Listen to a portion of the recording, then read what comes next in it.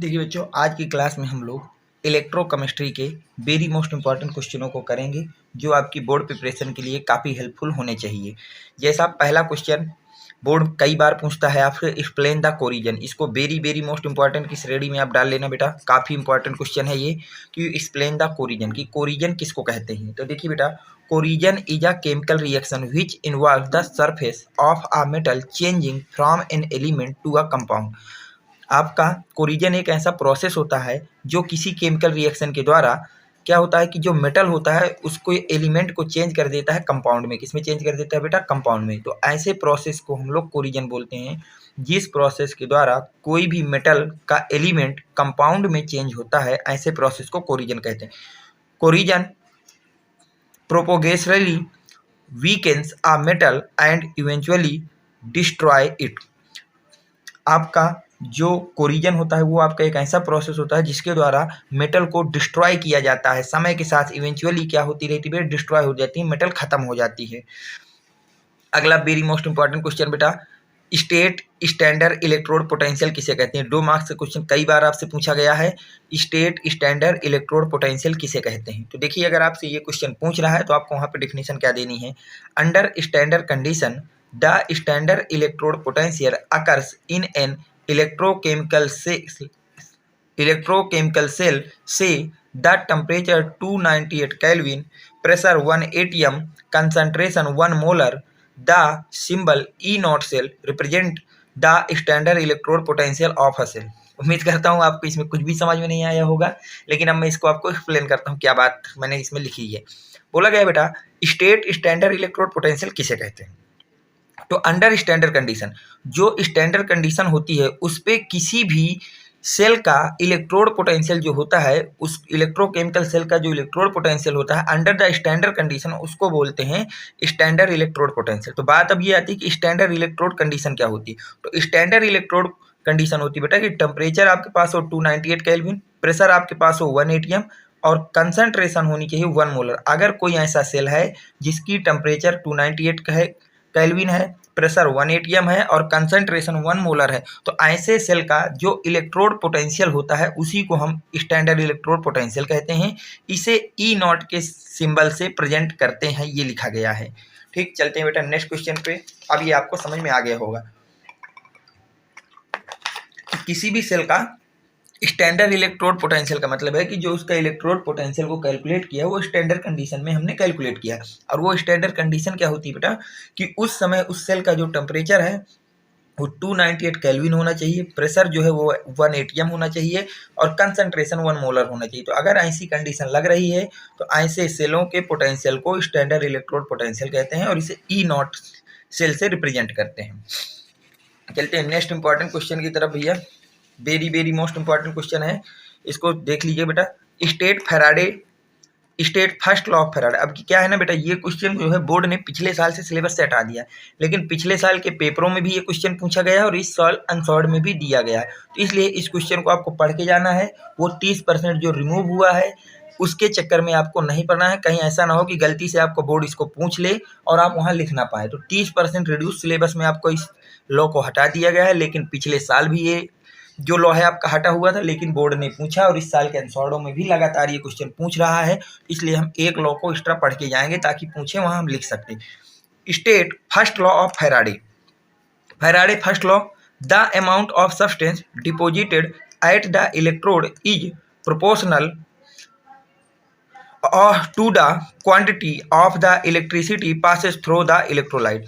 बोला ये गया है कि फैराडे का फर्स्ट लॉ ये बताता है कि जो अमाउंट ऑफ सब्सटेंस होता है वो डायरेक्टली प्रोपोर्शनल होता है किसके बेटा? इलेक्ट्रिसिटी के, जो उसमें पास की जाती है इलेक्ट्रोलाइट में। इलेक्ट्रोलाइट में पासिंग इलेक्ट्रिसिटी के डायरेक्टली प्रोपोर्शनल होता है अमाउंट ऑफ सब्सटेंस डिपोजिटेड।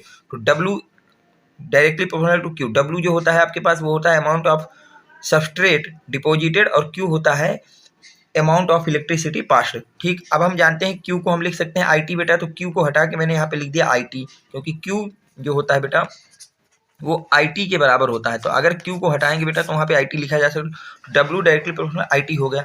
अब इस प्रोपोर्शनलिटी के साइन को हटाते हैं तो यहाँ पे एक कांस्टेंट जेड ले आते हैं, तो W equal to Z I T. ये आपका फर्स्ट लॉ है फैराडे का। वेयर यहाँ पे आपका W रिप्रेजेंट कर रहा है weight of the substance discharged at an electrode. किसी इलेक्ट्रोड पे आपका जो वेट है सब्सटेंस का जो डिस्चार्ज हुआ है उसकी क्वांटिटी होती है। जेड को हम लोग इलेक्ट्रोकेमिकल इक्विवेलेंट बोलते हैं। जेड को हम लोग क्या बोलते हैं बेटा? इलेक्ट्रोकेमिकल इक्विवेलेंट बोलते हैं। और आई को करंट बोलते हैं, जो हमेशा बेटा आपकी एम्पियर में होती है। और ये जो डब्ल्यू आपका वेट होता है वो ग्राम में होता है।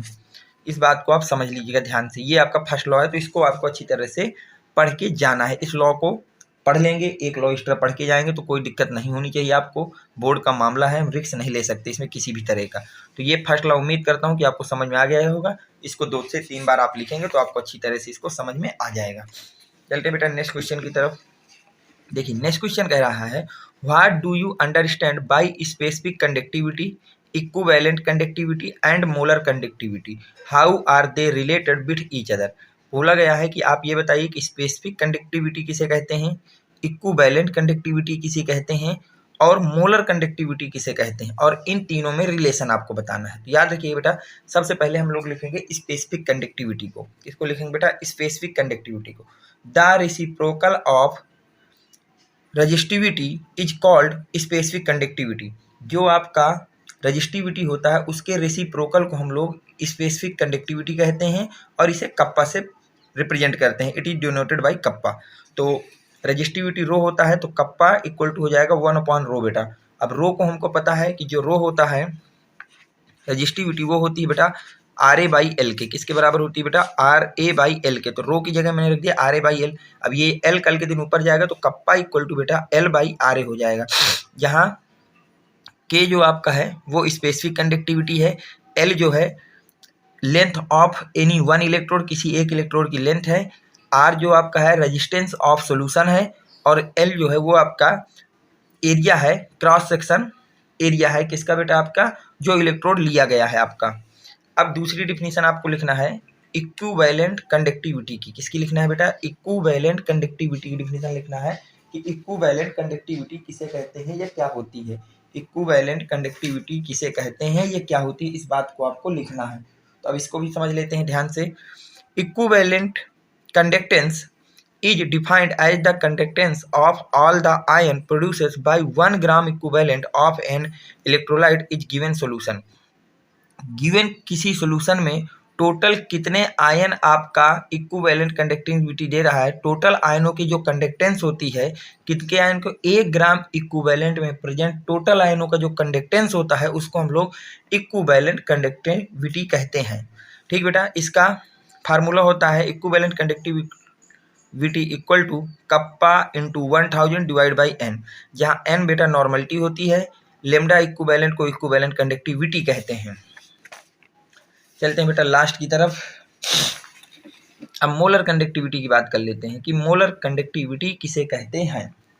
तो मोलर कंडक्टिविटी का मतलब होता है बेटा the conductivity power of all the ion produce by dissolving 1 mole of an electrolyte is solution. जो अगर हमने किसी भी सॉल्यूशन में 1 मोल किसी सब्सटेंस को डाला या किसी इलेक्ट्रोलाइट को डाला, उसके द्वारा प्रोड्यूसेस टोटल आयनों का जो कंडक्टेंस होगा उसको हम मोलर कंडक्टिविटी कहते हैं।